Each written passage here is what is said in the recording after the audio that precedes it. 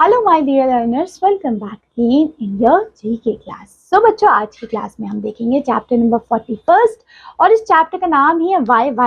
मतलब यहाँ पे क्वेश्चन पूछा गया है हर चीज को कि स्काई क्यों ब्लू है ना, ये चीज ऐसे क्यों होती है, ये चीज वैसे क्यों होती है। तो यहाँ पे आपसे कुछ क्वेश्चंस भी पूछे और आंसर्स भी इसी में ही बता दिए गए हैं। जैसे फर्स्ट क्वेश्चन पूछा गया है, the sky appears blue, give reason. Sky appear blue क्यों लगता है?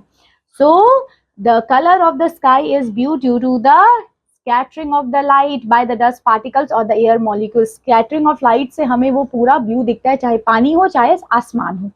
This scattering is inversely proportional to the fourth power of wavelength. Consequently, the shorter wavelength are profuse, scattered, and when we look at the portions of the sky far from the sun, we receive the scattered and rescatters light which is rich in blue. So जो scattering of light जो shorter wavelength है वो ज्यादा spread कर दी जाती है, जिसमें हम बात करें उसमें से blue की सबसे ज्यादा ऐसे है जो ज्यादा स्कैटर करेगी वो ज्यादा कलर दिख पाता है, तो इसलिए हमको वो ब्लू कलर स्काई का दिख पाएगा।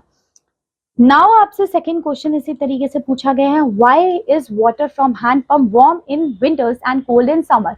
जो जमीन के नीचे का पानी है वो गर्मियों में गर्म होता है, गर्मियों में ठंडा होता है विंटर्स में, और विंटर्स में गर्म होता है, ऐसा क्यों? So in winters the temperature outside is low and the unexposed water underground is at a higher temperature, क्योंकि जमीन के नीचे टेम्परेचर ज्यादा है तो वो हायर टेम्परेचर होता है, बाहर ठंडा होता है। तो जब वो पानी बाहर निकलता है और एटमॉस्फेयर में बाहर वहां पे क्या है, ठंड है, तो वो पानी हमको गर्म लगता है जो जमीन के नीचे से आ रहा है।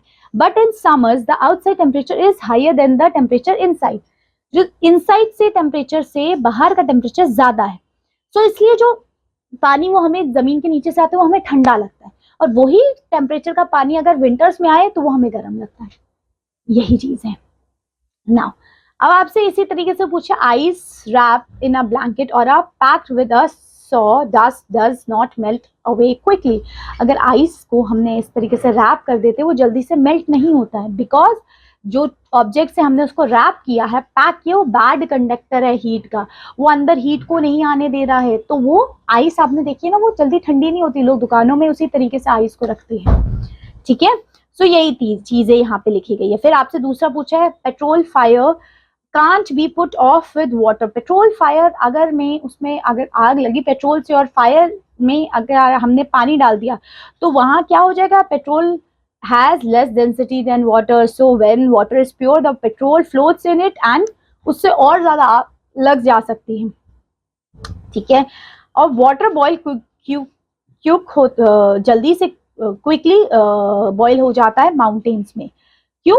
Because of the air pressure. Okay, so यहाँ पे कुछ क्वेश्चन पूछे गए थे वाई जिसका आंसर हमें देना था। सो बस ये क्लास और ये चैप्टर हो गया फिनिश। मिलते हैं नेक्स्ट क्लास में। Till then bye bye.